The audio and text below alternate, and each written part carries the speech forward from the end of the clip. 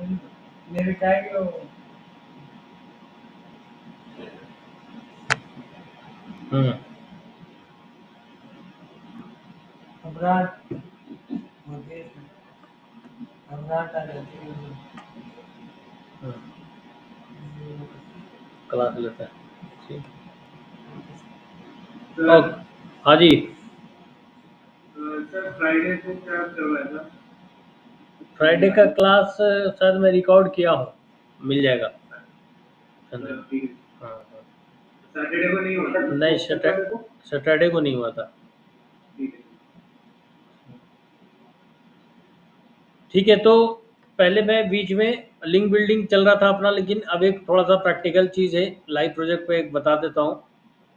जो search console है Google का, वो किसके लिए काम आता है?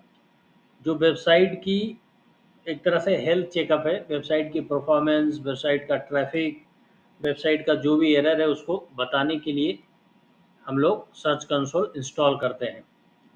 तो गूगल का ही प्रोडक्ट है, फ्री ऑफ कॉस्ट है, जिसको पहले गूगल वेबमास्टर भी करते थे। तो ये मैं आप लोगों को बताया भी था पहले। इसमें हम लोग किसी भी वेबसाइट का जो भी इंटरफेस है उसको अपन एक्वायर कर लेते हैं इस तरीके से, और इसके अंदर परफॉर्मेंस आ जाता है, कोई भी यूआरएल इंडेक्स हुआ या नहीं, गूगल उसको क्रॉल कर रहा है कि नहीं, उसको देख लेते हैं। कवरेज एरर से रिलेटेड साइट में अपडेट करते हैं। ये सब बहुत सारा चीज़ मैं उस समय आप लोग को बताया था। अब जैसे उस समय मैं ब्लॉगर वेबसाइट को कैसे करते हैं वो मैं बताया था। यहाँ पे मैं वर्ड प्रेस में या किसी दूसरे इंटरफेस में अगर जो साइट है तो उसका सर्च कंसोल कैसे ऐड करते हैं वो डिस्कस कर रहा हूँ। तो सबसे पहले तो ये देखना पड़ेगा कि गूगल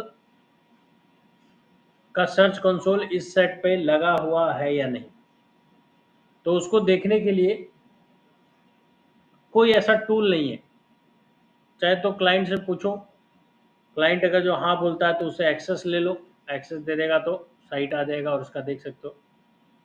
बाकी अगर आपको कोडिंग का समझ है तो आप हर कुछ को ढूंढ सकते हैं। जैसे ऑन पेज के हम लोग बाकी चीज़ को ढूंढे तो इसको भी ढूंढ लेंगे। तो कोड कैसे देखते हैं? सोर्स कोड कंट्रोल यू करके, और उसके बाद कंट्रोल एफ करके इसको जो बोला जाता है वो बोला जाता है गूगल साइट वेरिफिकेशन।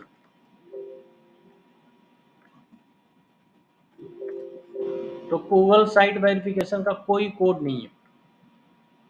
जो सर्च कंसोल से वेरीफाई होता है उसमें कोड आता है, तो उसका वेरिफिकेशन का कहीं कोई कोड यहाँ पे देखने को नहीं मिल रहा है। तो हम लोग क्या करेंगे, इसके कोड को एनालिसिस करेंगे, लगाएंगे। तो देखो नॉर्मल वेबसाइट के लिए ये चीज़ होता नहीं है, पॉसिबल नहीं। तो हम लोग क्या करेंगे, जैसे इस वेबसाइट का क्रिएट करेंगे, तो जब भी एसईओ का कोई प्रोजेक्ट लेना किसी का भी, तो उसका एक जीमेल अकाउंट बना लेना। जीमेल अकाउंट क्यों बनाना? क्योंकि कोई भी काम अगर जो करते हो कंपनी का जीमेल यूज में लेते हो तो बार बार लॉगिन और ये सब का इशू रहेगा। जब इशू लॉगिन का रहेगा तो बार बार उसे ईमेल मांगो, वेरीफाई करो। इससे बढ़िया कि एसईओ के काम के लिए आपको क्या करना है, जीमेल बना लेना है कंपनी का, और उसको कह देना है कि भैया मैं अपना जो एसईओ का काम करूंगा वो मैं इससे करूंगा। तो ठीक है, एक बनाते हैं।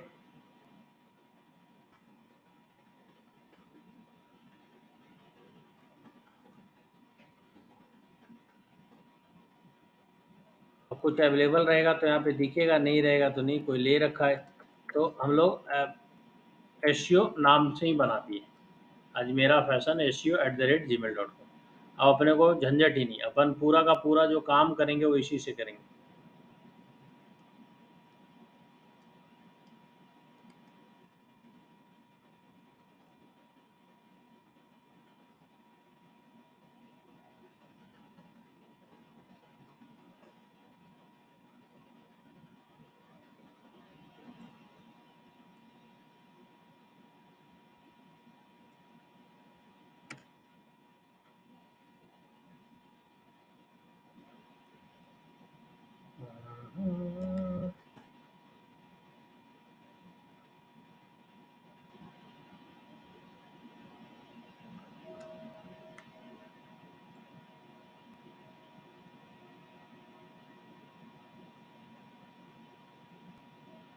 अब ये देखो, एक हम लोगों ने एसईओ वर्क के लिए, क्योंकि लिंक बिल्डिंग में भी बहुत सारा साइट है, बहुत सारे टेक्निक है जिसमें एसईओ करना पड़ेगा और वहाँ पे लॉगिन करवाएगा, तो लॉगिन के लिए बार बार तो आप एक्सेस लोगे नहीं, तो आप एक बना दो अभी, ये वाला जो अकाउंट है इससे मैं एसईओ करते रहूँगा, कंपनी को कोई मतलब नहीं, ये अपना एसईओ पर्पज से इसका यूज़ चलते रहेगा। अब चूंकि गूगल सर्च कंसोल का जो वेरिफिकेशन है वो गूगल का ही प्रोडक्ट है, जीमेल भी गूगल का प्रोडक्ट है, तो गूगल सर्च कंसोल को वेरिफिकेशन कराने के लिए आपको जीमेल अकाउंट होना चाहिए, इसीलिए हम लोगों ने एक सेपरेट जीमेल अकाउंट बनाया है। अब इसमें वेरिफिकेशन करेंगे, हम क्या लिखेंगे, गूगल सर्च कंसोल। ये क्यों कर रहे हैं, हम अपने साइट को गूगल में सबमिट करने के लिए काम कर रहे हैं। क्या कर रहे हैं, हम अपने साइट को गूगल में सबमिट करने के लिए गूगल सर्च कंसोल पे अपना वेरिफिकेशन कराते हैं, ठीक है, जो यहाँ पे हम लोग कर रहे हैं। ये वन टाइम का काम है, एक बार करना है, उसके बाद अपना दोबारा फिर करने की जरूरत नहीं, आराम से हो जाएगा। साइन इन करते हैं, फर्स्ट टाइम रहेंगे तो आपको इस तरीके से आएगा, ये ब्लॉगर में भी आता था, लेकिन ब्लॉगर में ऑटो वेरीफाई हो जाता था, अपने आप वेरीफाई, लेकिन अभी हमारा डोमेन जो है दूसरे साइट पे बना हुआ है, वर्डप्रेस में बना हुआ है, तो हम इसको वेरीफाई कराएंगे, तो डोमेन मांगता है, डोमेन कॉपी कर लिए यूआरएल,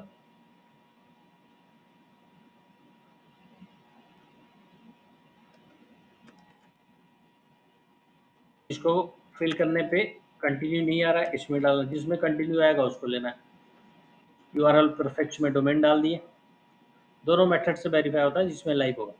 अब देखो इसमें अलग अलग मेथड है, एक कह रहा है कि आप इस फाइल को डाउनलोड कर लो और इसको अपडेट करा दो तो आपका वेरीफाई हो जाएगा, लेकिन ये फाइल को डाउनलोड करके डेवलपर को देना पड़ेगा, और भी अलग अलग वेरिफिकेशन मेथड है। तो सबसे जो आसान वेरिफिकेशन मेथड होता है, अगर जो आपके पास डेवलपर है तो ये इस फाइल को यहाँ से डाउनलोड करो और डेवलपर को दे दो, तो डेवलपर डाल के फिर बस वेरीफाई पे क्लिक करना है, काम हो जाएगा।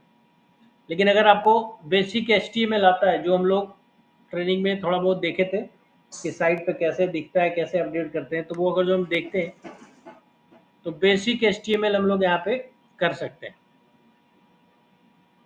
बेसिक HTML में हम लोग को क्या करना होगा कि ये एक स्क्रिप्ट देगा, एक मेटा टैग देगा, जो वही मेटा टैग जो हम लोग हेडिंग, जो हम लोग टाइटल, जो हम लोग हेड, ये डिस्क्रिप्शन, वो सब में कंट्रोल यू करके देखते हैं, वही मेटा वाला ये है। तो अपने को भी क्या करना है, ये जो हम अपने को एक HTML स्क्रिप्ट दे रहा है, इसको वेबसाइट के हेड सेगमेंट में लगा देना है। कहाँ लगाना है, वेबसाइट के हेड सेगमेंट। देखो यहाँ पे क्या लिख रहा है, copy the Meta tag below and paste it into site home page, it should go in the head segment before the first body section, ये बोल रहा। और फिर कह रहा है कि ये जब हो जाएगा उसके बाद वेरीफाई प्रॉपर्टी पे क्लिक कर देना, तो ये वेरीफाई हो जाएगा। अब ये जो स्क्रिप्ट है ये लगाना अपने को, तो ठीक है, कैसे लगता है वो देखो। अब इसका बैकएंड पे जाना है, तो जो भी डोमेन नेम है /admin करके गए, तो इसका बैकएंड आ गया, ये बैकएंड है। अब यहाँ पे अब ऐसा नहीं कि व्यू सोर्स में डालना, व्यू सोर्स में नहीं डलेगा, इससे भी नहीं होगा, जब तक लॉगिन करके हम लोग बैकएंड में नहीं जाएंगे तब तक सेव नहीं होगा। तो ये बैकएंड है इसका। किसी भी वर्डप्रेस साइट का बैकएंड कैसे देखते हैं, जो डोमेन है /admin और उसके बाद जो अपने को लॉगिन और पासवर्ड जो मांगा जाता है,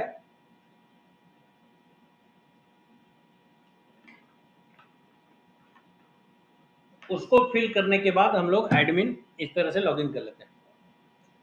अब कोई भी HTML फाइल डालना है तो कहाँ से डलेगा वो देख लो। इसके अंदर एप्रियंस रहता है, क्या रहता है, एप्रियंस। अगर जो कोई भी बाहर का स्क्रिप्ट डलेगा वर्डप्रेस में, कोई भी बाहर का फाइल डलेगा तो किस में डलेगा, एप्रियंस के अंदर। यहाँ पे फाइल एडिटर रहता है, ये देखो फाइल एडिटर, जो इसका कोडिंग पार्ट जहां पर रहता है वहां पे डालना है, तो ये फाइल एडिटर में आ गए। ये जो अपन थीम वेबसाइट पे लगा उसमें आ गया, ये देखो।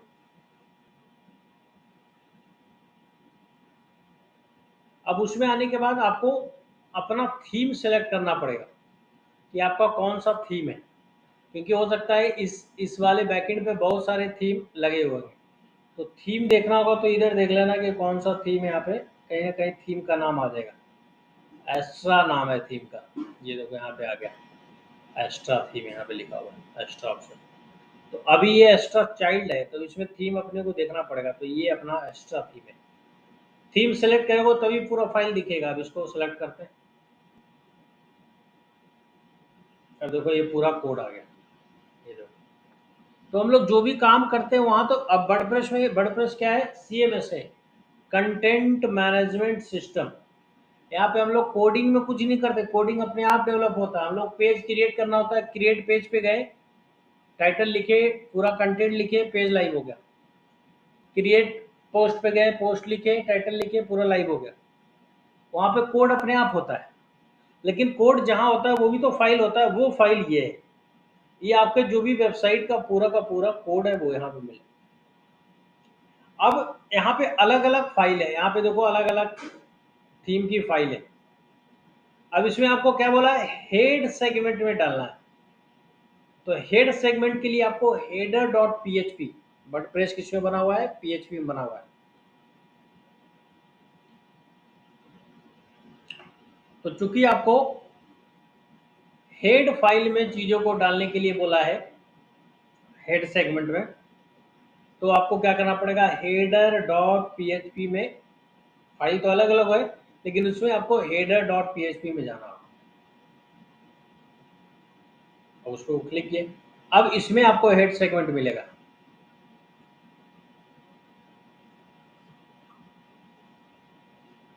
देखो ये है।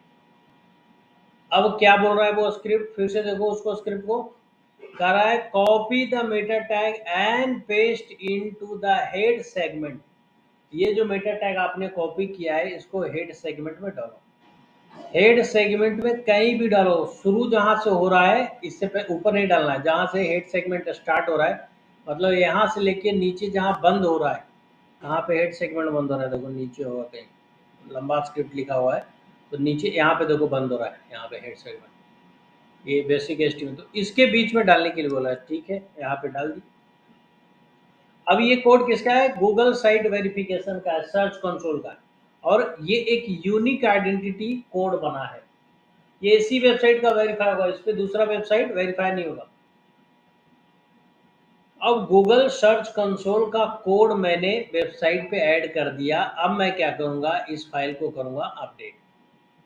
अब यहाँ पे मैंने इस फाइल को अपडेट कर दिया। जितने भी बाहर से स्क्रिप्ट अगर जो वर्डप्रेस में आएंगे तो वो सब हेड सेगमेंट में आएंगे, जो मैं बताया हूँ यहाँ पे ही हूँ। कैसे मिलेगा, वो मिलेगा एप्रियंस के अंदर, थीम एडिटर के अंदर। कहाँ मिलेगा, एप्रियंस के अंदर, थीम एडिटर के अंदर वो मिलेगा। और उसमें भी हेड सेगमेंट में डालना है तो हेडर डॉट पेज। अब यहाँ का काम मेरा हो गया। अब मैं चलता हूँ इधर, अब मैं इस डोमेन को करता हूँ वेरीफाई।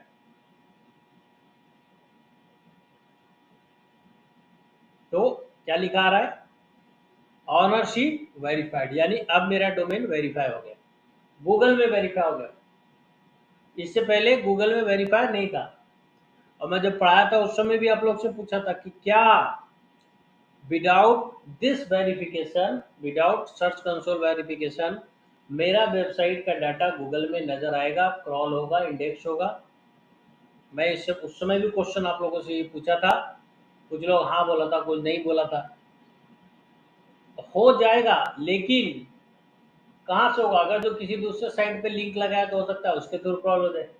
सोशल मीडिया पे लगा दिए तो हो सकता है उसके थ्रू कोई ट्रैफिक कहीं से आ जाएगा तो उसके थ्रू क्रॉल हो जाएगा।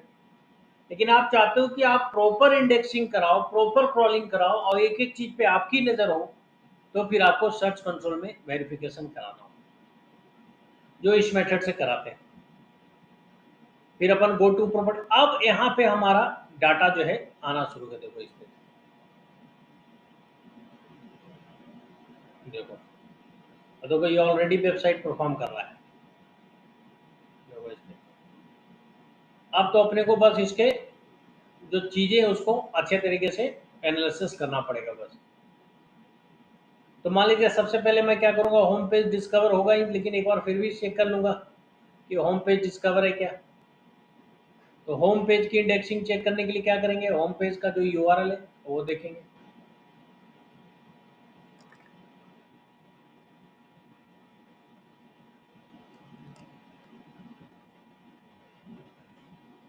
अब ये रिट्रीविंग डाटा फ्रॉम गूगल है, गूगल इंडेक्स से देखेगा कि ये क्रॉल है कि नहीं।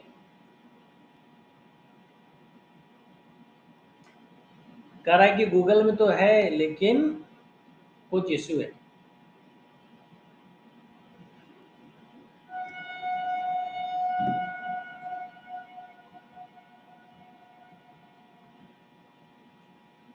एक सेकंड, इसका तो नहीं, क्लाइंट को बताएंगे नहीं कि तुम्हारा एरर सॉल्व किया है, फोटो ले ले। अब इसमें कह रहा है कि URL is on Google but has issue. अब क्या इशू है भाई, तो ये देखते हैं इसके सबमिटेड और इंडेक्स में।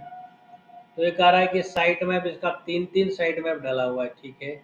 Google good successful inspect URL, mobile usability में एरर है, ये mobile is not, page is not mobile friendly, ये बता रहा है।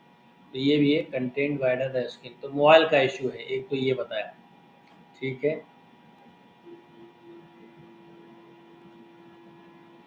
और being easier to analyze, measurable some issue use per page equation, ठीक है। तो अभी तो इसको देखने से बस नीचे जब इसको पूरा अच्छे तरीके से एक्सप्लेन करें तो मोबाइल का इशू ही बता रहा है कि difficult to use on mobile.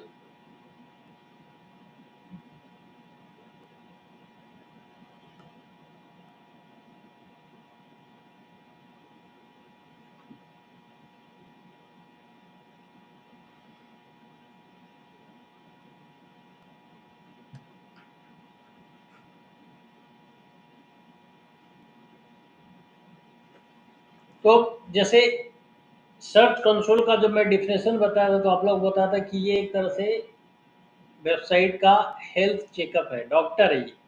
तो इसने क्रॉल किया और क्रॉल करके ये डाटा निकाला कि भाई साहब आपका जो होम पेज है वो मोबाइल फ्रेंडली नहीं है। अब गूगल के अकॉर्डिंग ये काम ही नहीं है, वेबसाइट ही नहीं, तो गूगल इसको रैंकिंग देने में दिक्कत करेगा। तो एज ए मार्केटर अपने को क्या करना है कि अब डेवलपर के पीछे लग के इसको मोबाइल फ्रेंडली बनाना है, तब इसका एक एरर जो है वो रिजॉल्व होगा। अगर आप उसमें वर्क नहीं करेंगे तो वो एरर जो है रिजॉल्व नहीं होगा, और फिर वो एरर के कारण आप रैंकिंग में स्ट्रगल कर सकते हैं। अब जैसे इसके ब्लॉग सेगमेंट को अपने को वो कराना है, इंडेक्स कराना है, तो मैं ब्लॉग सेगमेंट को यहाँ पे इंस्पेक्ट एलिमेंट पे जाके इसको इंडेक्स कराऊंगा।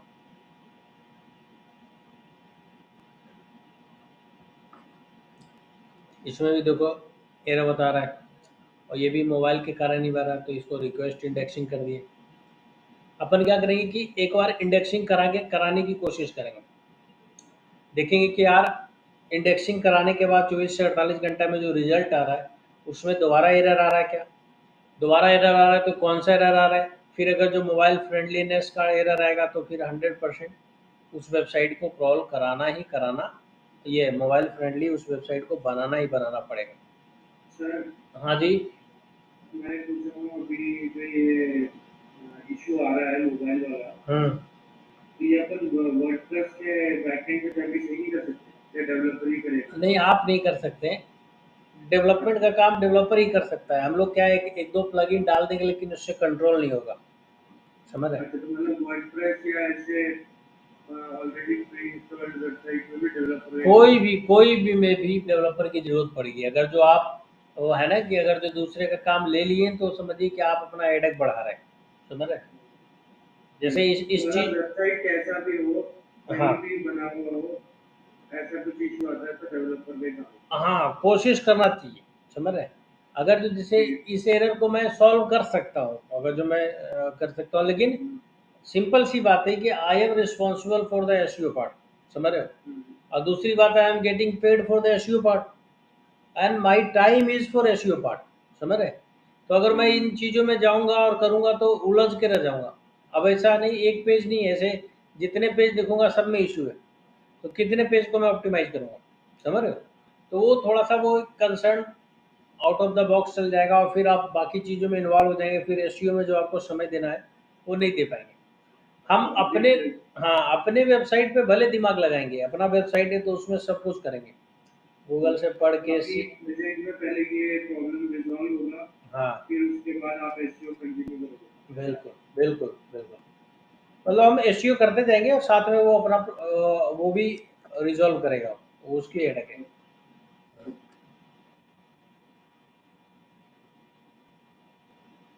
देखो क्या एरर बना रहा है इतना बड़ा, बाप रे बाप। देखो यूआरएल,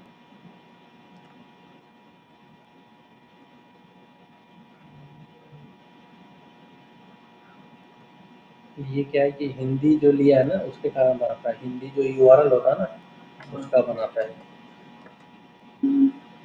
हिंदी यूआरएल को अलग से डिफाइन कर लेता है, इसीलिए होता है।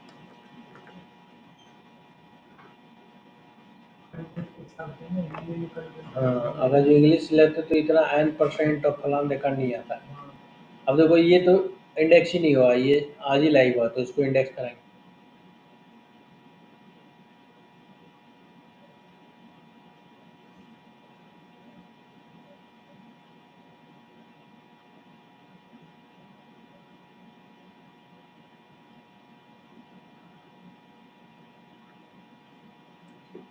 तो है इसमें खत्म हो गया, देखो।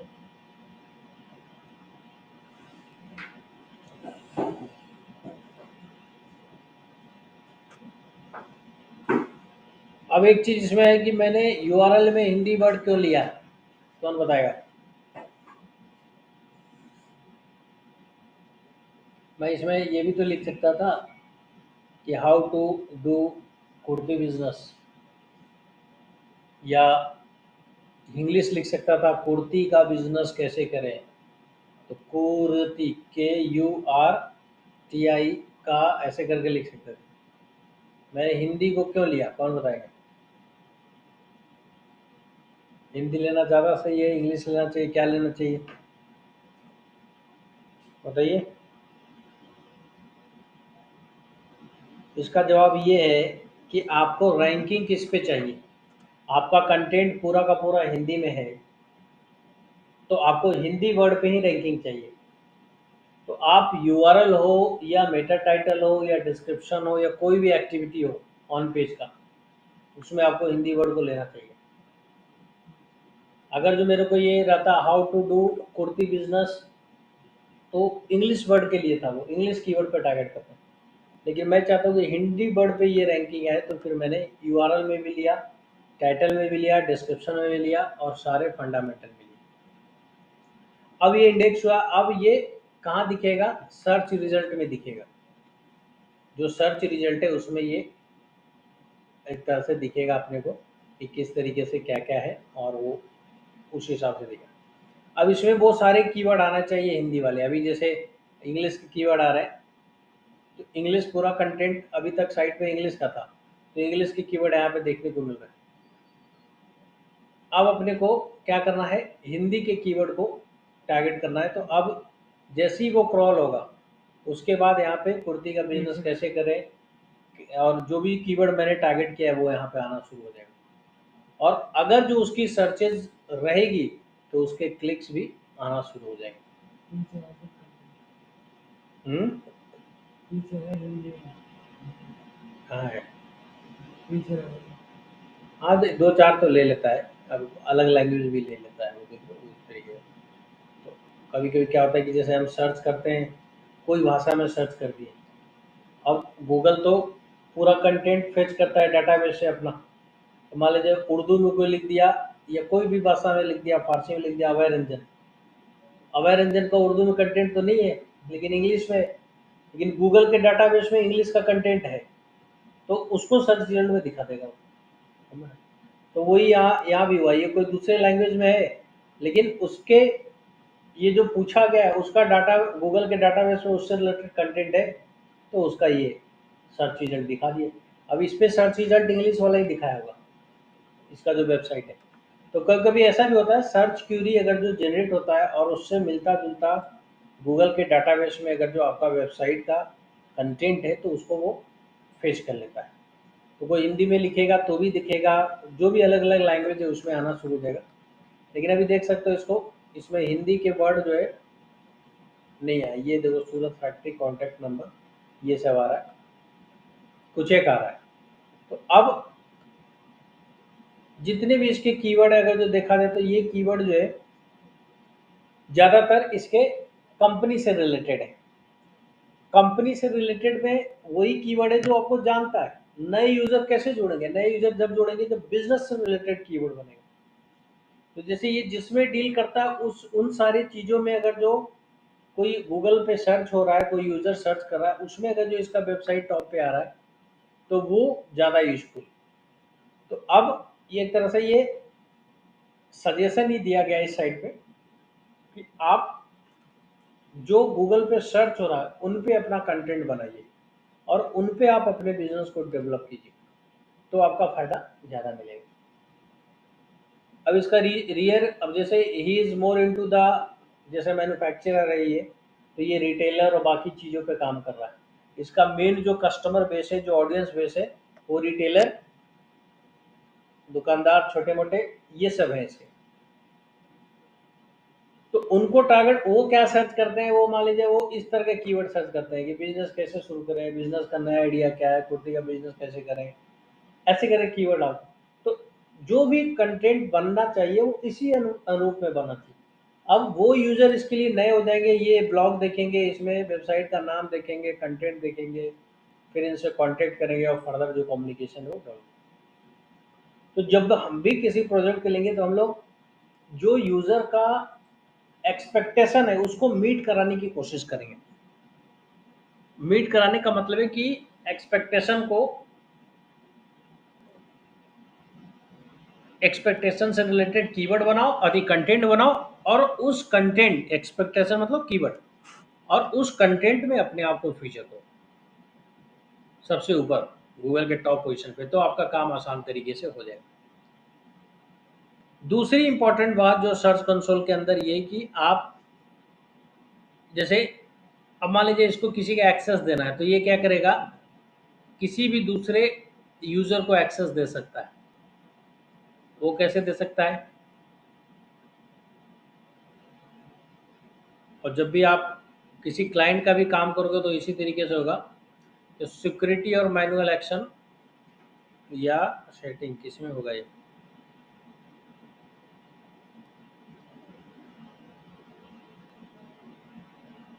ये जाएगा यूजर एंड परमिशन है। तो देखो इतने को ऑलरेडी ये दिया हुआ है।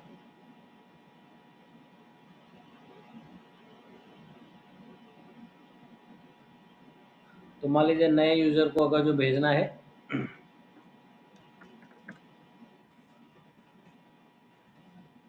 तो बस उसका ईमेल आईडी देना है और उसको कितने लेवल, किस लेवल का एक्शन दे रहे हो, तो वो पूरा फुल देना है तो फुल दे दो।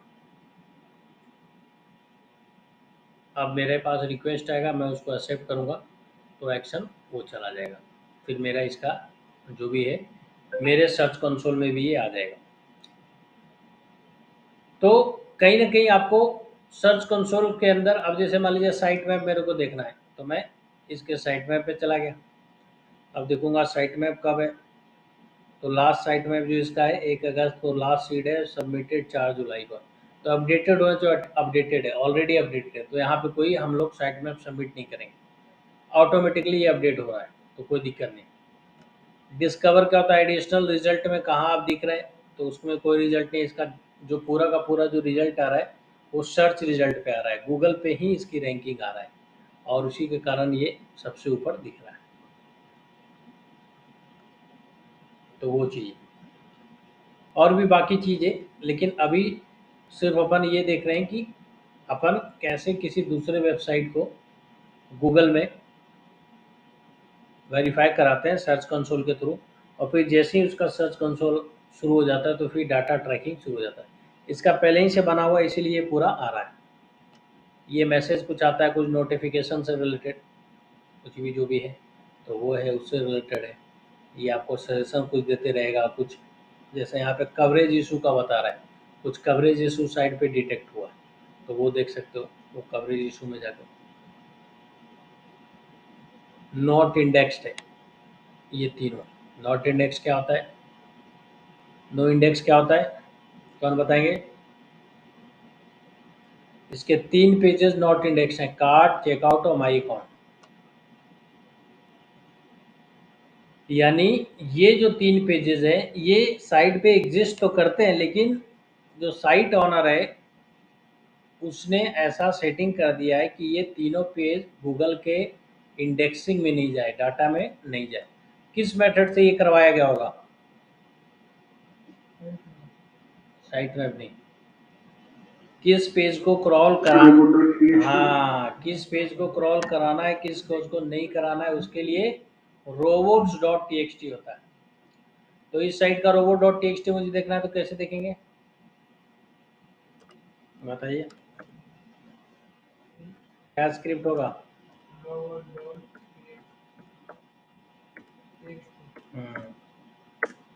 domain/robot.txt। तो ये इसमें यूजर एजेंट डिसअलाउ किया है, ठीक है। तो यहाँ पे डिसअलाउ में कोई पेज नहीं डाला, इसमें नहीं लिखा है। तो कार्ट वाला पेज जो है उसमें ये लिखा है, नो इंडेक्स लिखा है।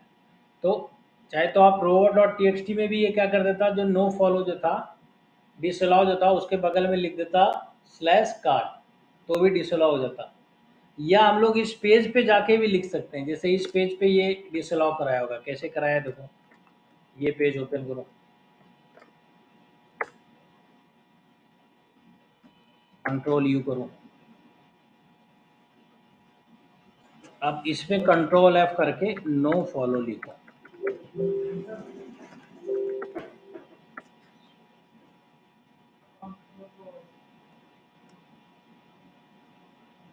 मेटा और यहाँ पे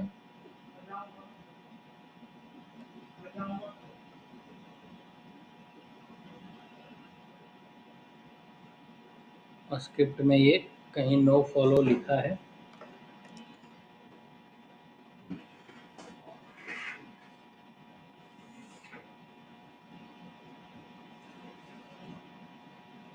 कोडिंग में नहीं दिख रहा है। ये कहीं कोडिंग के थ्रू कराया है, इसीलिए ये नो फॉलो नो इंडेक्स में आ रहा है। और पुराना भी आ रहा है, जुलाई का हो सकता है, उस समय ये आ रहा होगा, अभी हो सकता है चेंज हो गया होगा। तो क्या इस एरर को मुझे देखना चाहिए? इस एरर को अपने को नहीं देखना चाहिए। क्यों नहीं देखेंगे? क्योंकि हमको ये पेज इंडेक्स करवाना ही नहीं है। तो अगर जो नो इंडेक्स में आ रहा है तो अच्छी बात है। क्यों नहीं कराना है? कि ये जो पेज है ये खाली है, इस पे कोई कंटेंट ही नहीं है। ये देखो कोई कंटेंट नहीं है। तो जब कोई कंटेंट ही नहीं है तो उसको गूगल के इंडेक्सिंग में लाने से क्या मतलब है? कंटेंट रहता है उसमें, कीवर्ड आता है, तभी तो इंडेक्सिंग में लाते हैं। तो वो कारण ये तो एरर कई तरीके के आ सकते हैं। जो एरर आपकी परफॉर्मेंस को डिफेम कर रहा है, डाउनग्रेड कर रहा है, उसी को सही करना है।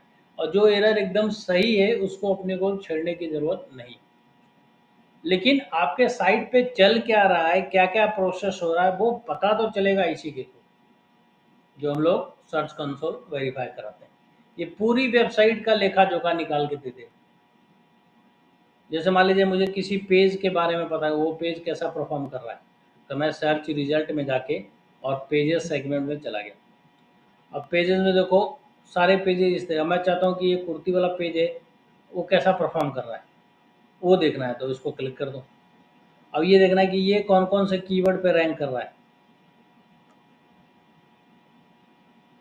तो ये सेलेक्ट कर लो और क्यूरी सेलेक्ट कर लो। तो देखो कौन कौन से पेजेस पे ये रैंक कर रहा है वो पूरा आ जाएगा, सारे पेजेस का लिस्ट आ जाएगा देखो कौन कौन से कीवर्ड पे और किस किस पोजीशन पे ये रैंक कर रहा है।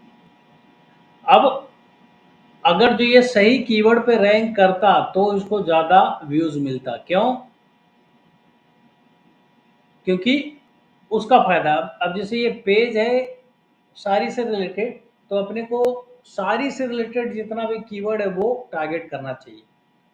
प्रिंटेड साड़ी, फलान, जो भी जितने तरह के साड़ी है वो, और उन पे इस पेज को रैंकिंग कराना चाहिए। तो वो कैसे होगा? जब एसईओ इस पेज का होगा, कौन से पेज का? जिसके अंदर जो प्रोडक्ट है, ये वाला साड़ी वाला जो पेज है, तो इसमें अगर जो एसईओ होगा पूरे वेब पेज पे आप देख सकते हैं, तो इसमें अपने को Meta title, description, heading, alt, जितने भी एसईओ के फैक्टर हैं वो सब अपने को लगाना है। और उनमें हम लोग को जो जो कीवर्ड यहाँ पे दिखाना है वो कीवर्ड यूज में लेना चाहिए, तब जाके वो चीज़ क्रॉल होगा गूगल में और फिर उसके बेसिस पे रिजल्ट आना शुरू हो जाएगा। ये बहुत इंपॉर्टेंट चीज़ है जो अपने को समझना है। गूगल, पहले भी बताया, गूगल कभी भी बिना उस वर्ड को आप यूज किए गूगल कैसे पहचान देगा कि इस वर्ड पे रैंकिंग चाहिए? पॉसिबल ही नहीं है। तो जो जो वर्ड, जो जो कीवर्ड पे आपको रैंकिंग चाहिए वो पहले इस पेज में डालना होगा। अभी इसको, इस पेज में देखो एक भी कंटेंट नहीं है, एक लाइन का कंटेंट नहीं है, खाली जो पेज का जो टाइटल है उसी में आ रहा है, जो भी वर्ड है वही आ रहा है, बस प्रोडक्ट का टाइटल। तो कहीं ना कहीं अगर जो कंटेंट ही नहीं है, कीवर्ड यूज ही नहीं है, तो क्रॉलिंग में कीवर्ड जा ही नहीं रहा है, तो कीवर्ड रैंकिंग में आएगा क्या? नहीं आ रहा है। इसीलिए सारी से रिलेटेड कोई वर्ड पे ये नजर नहीं आ रहा है। लेकिन जैसी मैं इस वर्ड पे कंटेंट डाल दूंगा, कीवर्ड डाल दूंगा, फिर जब क्रॉलिंग में जाएगा तो वो सारे जो कंटेंट के अंदर कीवर्ड है वो क्रॉलिंग में जाएंगे, इंडेक्सिंग में जाएंगे और वो रिजल्ट में भी आएंगे, इस पेज में भी रिजल्ट में आएंगे। समझ में आया बात को?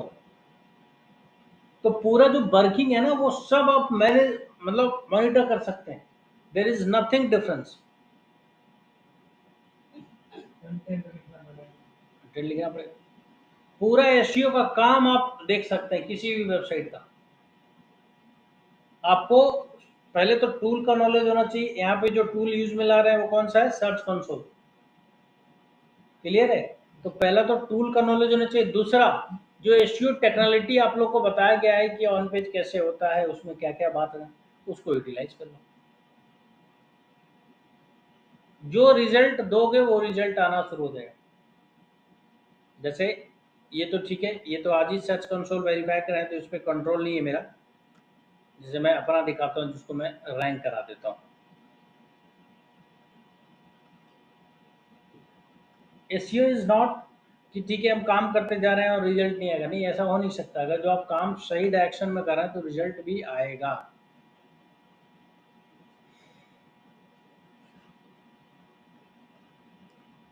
जैसे इसमें सर्च रिजल्ट में जाके कोई पेज को अपन देखते हैं, तो बिल्कुल जो लेटेस्ट पेज लिखा हो उसको मैं उठाता हूँ।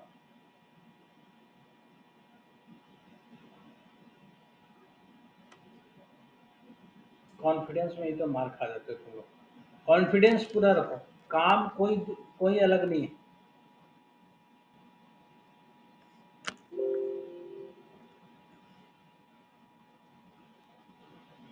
जैसे मैं लेता हूँ गूगल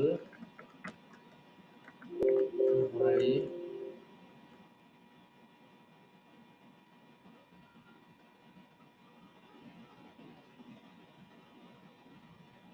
जैसे ये पेज है, ये बिल्कुल लेटेस्ट लिखा गया।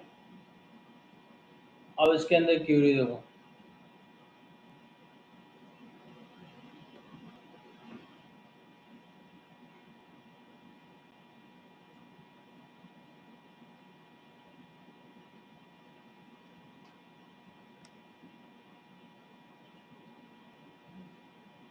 कम समय के कारण क्यूरी को डिटेक्ट नहीं कर रहा है।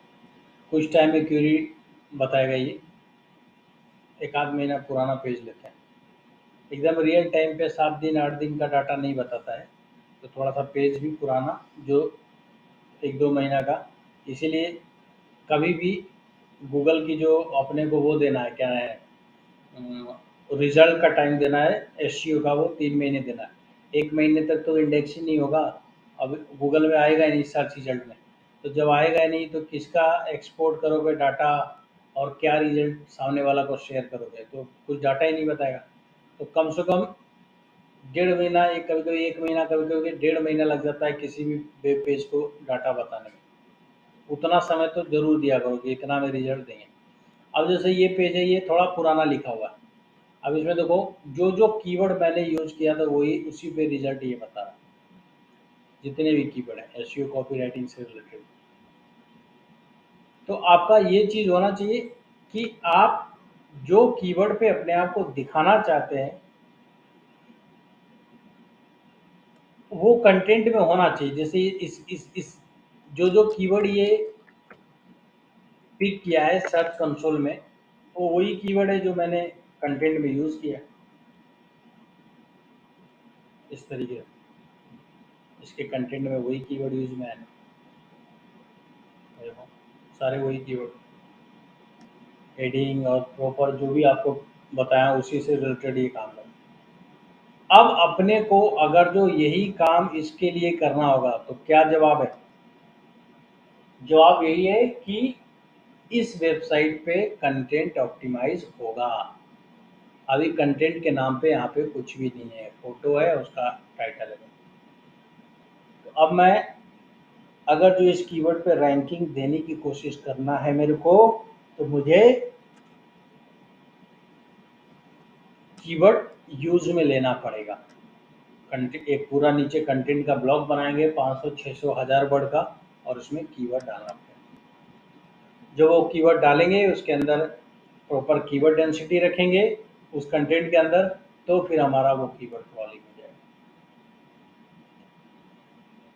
तो ये सब आइडिया मैं कहाँ से निकाल रहा हूँ? सब तो परफॉर्मेंस नहीं पता चल रहा है। तो कहने का मतलब है कि सर्च कंसोल से आप पूरी वेबसाइट की जो एक मैपिंग है कि आपका रिजल्ट आ रहा है तो कैसे आ रहा है, नहीं आ रहा है तो क्यों नहीं आ रहा है, वो सब मैनेज कर सकते हो, वो सब देख सकते हो, जो आज के डेट में बहुत इंपॉर्टेंट है। अब देखो टीम है एसईओ का और डिजिटल का, फिर भी देखो इतना पुराना साइट है, खाली इस ब्रांड का नाम का गूगल पे सर्चेज है 10,000 20,000, फिर भी एसईओ के नाम पे कितना खराब काम हो रखा है। लेकिन जब आपको जो चीज़ सिखाया गया उसको आप अच्छे तरीके से इम्प्लीमेंट करोगे तो रिजल्ट कुछ अलग ही नज़र आएगा। अभी जो इसका परफॉर्मेंस पूरा का पूरा बता रहा है कि आगे 1 महीना में इसको कई गुना बढ़ा सकते हैं। कम से कम भी तो 50,000 टोटल वेब सर्च क्लिक पूरे महीने का आएगा अगला रिपोर्ट में 100%। कैसे आएगा? क्योंकि जो एसईओ लैक्स है, जो एसईओ का इसमें कमी नज़र आ रहा है वो सब एसईओ में 1 महीना में ऑप्टिमाइज कर दूँ, ऑप्टिमाइज करते ही रिजल्ट आ जाए। चीज़ तो पहले ही से हाईलाइटेड है, देखो यहाँ पे कितना ट्रैफिक जनरेट कर रहा था पहले, लेकिन इधर ये कम गया। अब जैसे इसको मिलेगा मौका इसको अच्छे लेवल पे इसको ऑप्टिमाइज किया जा सकता है। तो ये जो प्रोसेस है इससे हम लोग गूगल सर्च कंसोल का वेरिफिकेशन करते हैं और हम लोग उसको अच्छे तरीके से यूटिलाइज करते हैं। तो गूगल सर्च कंसोल में एक तो ये आ जाता है, दूसरा यूआरएल इंस्पेक्शन पहले ही बताया हूँ। परफॉर्मेंस के अंदर 2 चीज़ आता है, सर्च रिजल्ट इसमें कौन सा पेज कौन सा कीवर्ड, और एक आता है डिस्कवर। डिस्कवर में क्या आता है कि जब भी आप जैसे एक वेब स्टोरीज बताया था, आप लोगों को पता नहीं बताया कि नहीं, एक वेब स्टोरीज है, सब अपना अपना मोबाइल ओपन करेगा। वेब स्टोरीज क्या होता है वो बताता हूँ। उसके बाद मोबाइल में गूगल का जो ऐप होता है वो खोलेंगे, जो गूगल का ऐप है। जब गूगल का ऐप खोलेंगे तो नीचे जब करेंगे तो कुछ स्लाइडर के फॉर्म में वेब स्टोरीज आ रहा होगा। हाँ वही वाला स्लाइडर के फॉर्म में,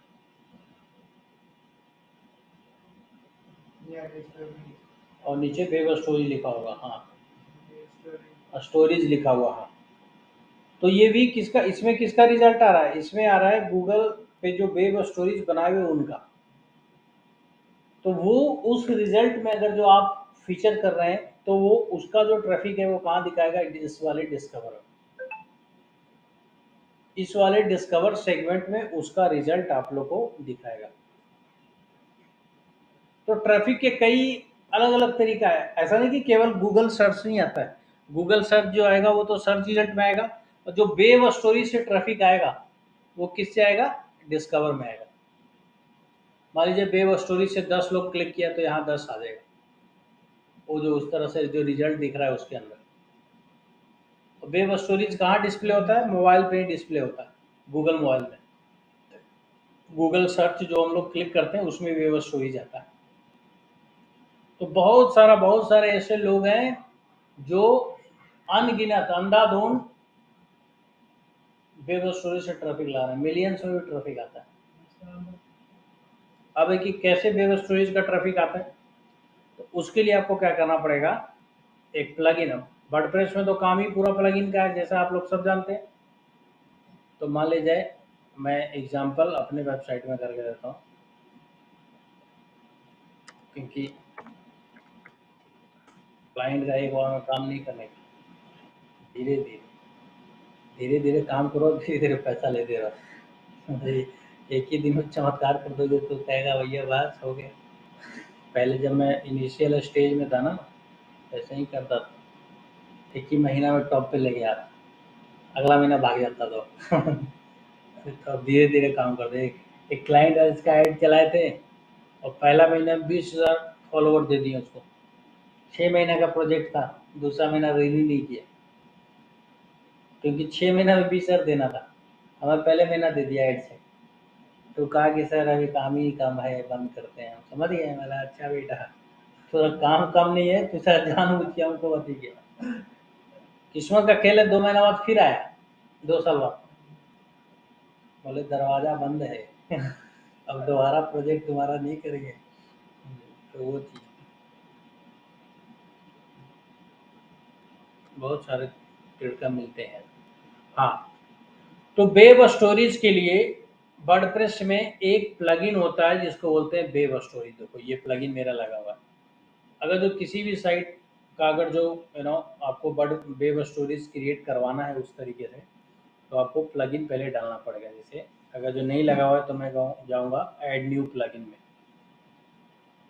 तो प्लगइन कैसा होता है वो दिखा देता हूँ। वर्डप्रेस में काम प्लगइन करता है, कोड लिखने की जरूरत नहीं, प्लगइन डाल दो वो कोड अपने आप ऐड हो जाएगा।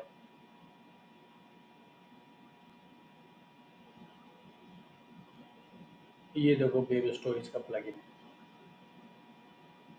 Visual story telling for WordPress. अब ये क्या कर रहा है कि अपने आप, अब जो भी मैं स्टोरी बनाऊंगा, अब ऐसा नहीं कि आज बनाऊंगा तो कल वेब स्टोरेज में आना शुरू हो जाएगा, टाइम लगता है। 30 दिन 40 दिन लगातार कंटेंट बनाना पड़ेगा, वेब स्टोरेज डेली अपडेट करना पड़ेगा, तब जाके वेब स्टोरेज में आना शुरू होगा। लेकिन उसके लिए पहले वेब स्टोरेज प्लगइन डाल दो। तो मैं वेब स्टोरेज प्लगइन जो है,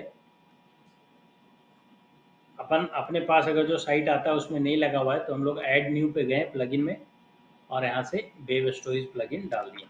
मेरा डाला हुआ है लेकिन फिर भी तरीका बता रहा हूँ।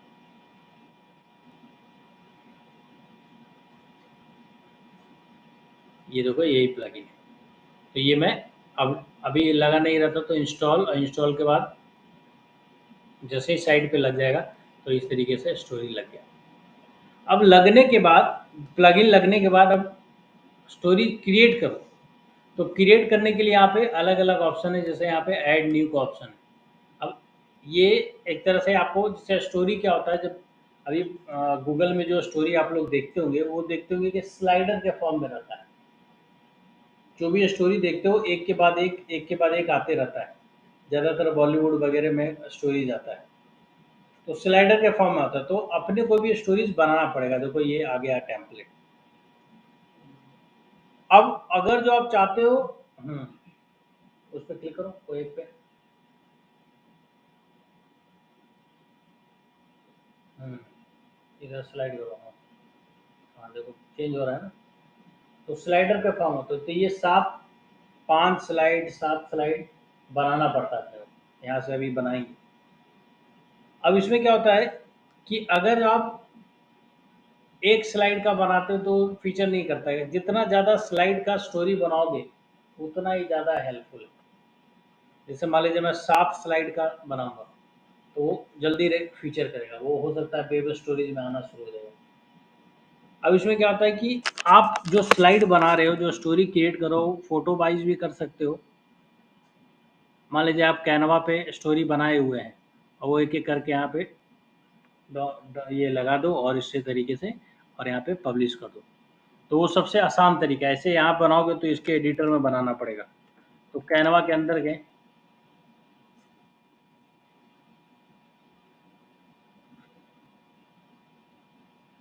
मेरा 8 बजे सेशन भी है।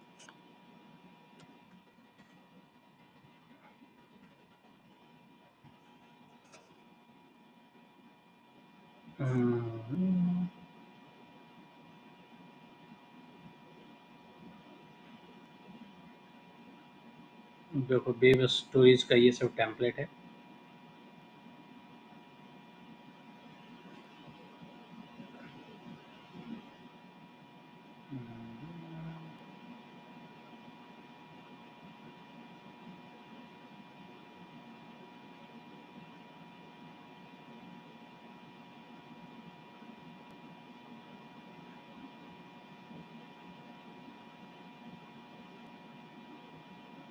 को एक ले लेते हैं सैंपल के फॉर्म में।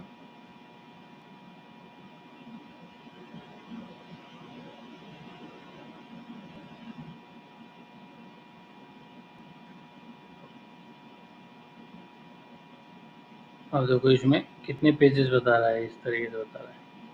अलग अलग पेजेस है, 8-10 पेजेस के लिए ये 4-5 पेजेस है। हम लोग अलग अलग पेजेस बना सकते हैं। अब जो चीज़ मुझे चाहिए वो मैं लिखूँगा और जो नहीं चाहिए वो मैं छोड़ दूँगा। जैसे मैं ये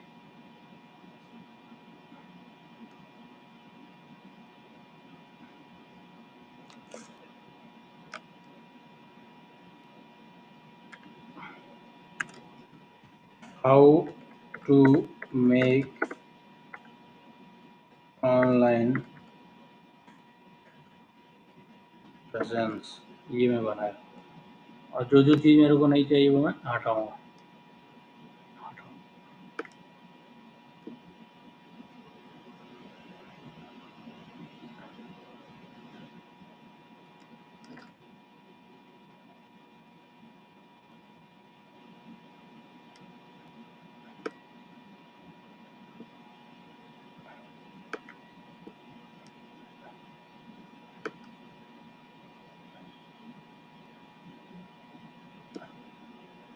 थोड़ा सा एडिटिंग का काम है तो उतना तो समय देना पड़ेगा।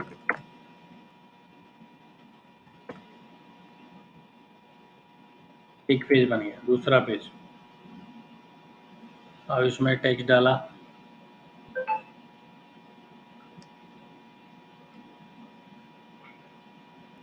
जैसे wild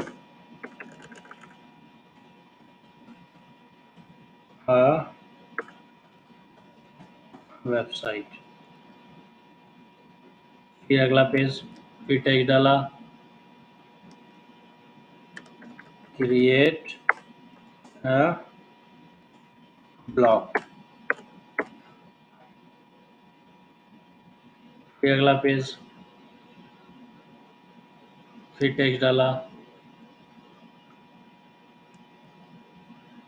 make be active on social media.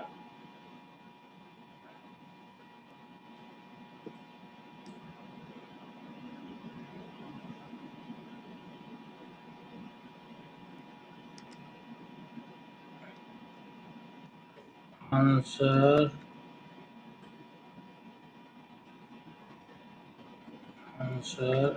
In Quora, give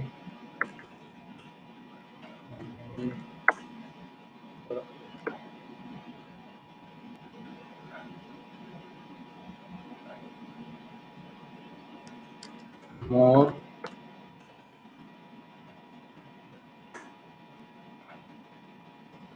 on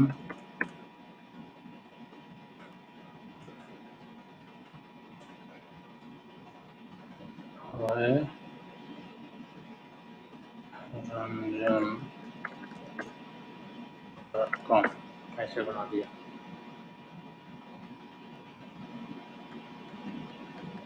इस तरीके से बना दिया। तो जैसे मैंने 5-6 पेज का इस तरीके से बना दिया। अब इसको कर दूंगा डाउनलोड। वहाँ भी बना सकते हैं, उसका एडिटर उतना कंफर्टेबल नहीं है जितना कैनवा का एडिटर, तो कैनवा मैंने फटाक से ही बना दिया। अब ये जो वेब स्टोरी है इसको वहाँ पे अपलोड करूँगा। कहाँ गया?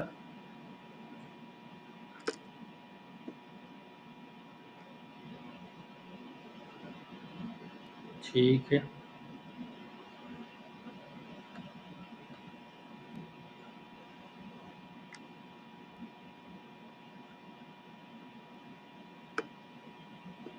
पहले इसको एक्सट्रैक्ट करना पड़ेगा तभी ये नजर आएगा।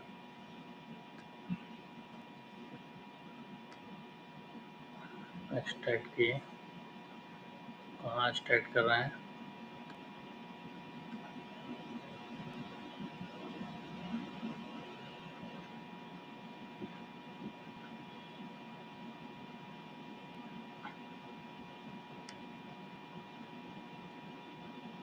अब एक एक करके इसमें डालना पड़ेगा।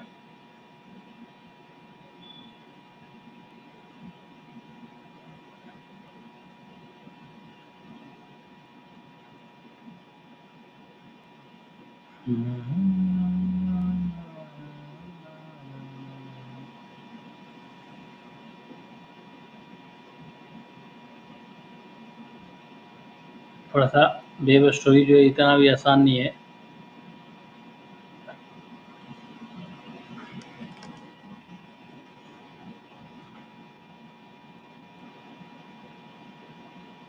अब ये देखो एक एक इमेज यहाँ पे आना शुरू हो जाएगा। अब 6 इमेज मेरे वेबसाइट के सर्वर पे जाएगा। अब जो भी इमेज डालते हो उस सब का आपको ऑल टैग लिखना है तभी काम बनेगा। जैसे ये आ गया तो इसका ऑल टैग लिखाएगा, जैसे how to make online presence, all tag लिखा है क्योंकि विजुअल तभी होगा जब ऑल टैग इसका रहेगा। उसके बाद इसका है तो इसका कर सकते हो बिल्ड अ वेबसाइट, सबका ऑल टैग लिखाएगा। क्रिएट ए ब्लॉग, जो उसका नाम है वो लिख सकते हो, उसका भी ऑल टैग ऑप्टिमाइज कर दिए। सोशल मीडिया प्रोफाइल ऐसे करके लिखिए, इसका पूरा प्रोफाइल ऐसे करके लिखिए।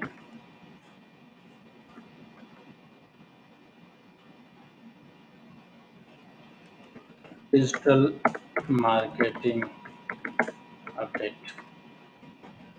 लीजिए। और ये जितने भी हैं एक एक करके डालना पड़ेगा। ये पहले डालें, अभी ये आ गया देखो। तो इसको थोड़ा सा क्रॉल क्रॉल करके और सही करेंगे।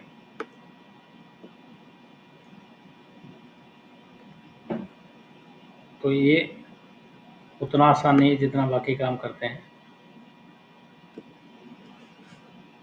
तो एक ये आ गया, फिर मेरे को दूसरा पेज बनाना है तो मैं उसको दूसरा पेज लिया। दूसरा पेज में क्या करेंगे, ये जो कंटेंट है ये नहीं जाएगा,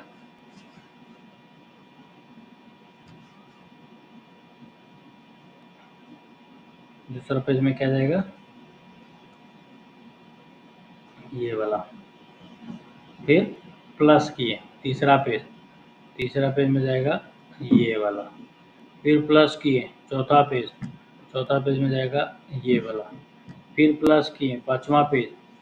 6 से कम नहीं बनाना है, 6 से कम बनाओगे तो जल्दी फीचर नहीं करता है। फिर प्लस किए और फिर लास्ट में ये। हम इसमें लिंक भी लगा सकते हैं, जिस पे भी लिंक लगाना है, जैसे इस पे लिंक लगाना है तो इस पे क्लिक कर दिए और जो भी वेबसाइट का लिंक होम पेज का देना चाहते हो तो होम पेज का दे दो, ये लिंक ऐड हो गया। अब इसको पब्लिश करने से पहले इसका टाइटल लिखो, टाइटल वही how to make digital presence, ये वेब स्टोरी बन रहा है। अब मेरा इस तरीके हो, अब मैं इसको पब्लिश करूँगा। तो टाइटल तो लिखा गया। अब ये कह रहा है पोस्टर इमेज कौन सा लेंगे, तो पोस्टर इमेज बना लेते हैं, इसमें से कोई एक ले लेते हैं। मीडिया लाइब्रेरी में ये वाला ले लेते हैं।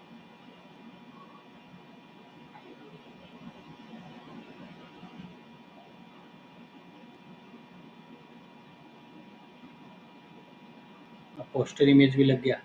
अब इसका 2 लाइन का 200 कैरेक्टर का डिस्क्रिप्शन लिखाता है। तो if you want to no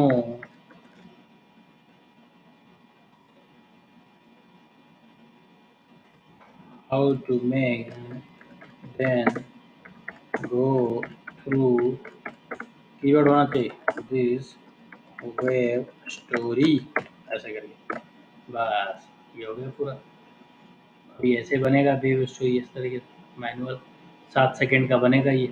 देखो सब आ गया। कहाँ रखना है? पब्लिक रखना है, ठीक है, और कुछ नहीं, पब्लिश। अभी हमारा वेब स्टोरी जो है लाइव हो जाएगा साइट पे। देखो कैसे देखिए।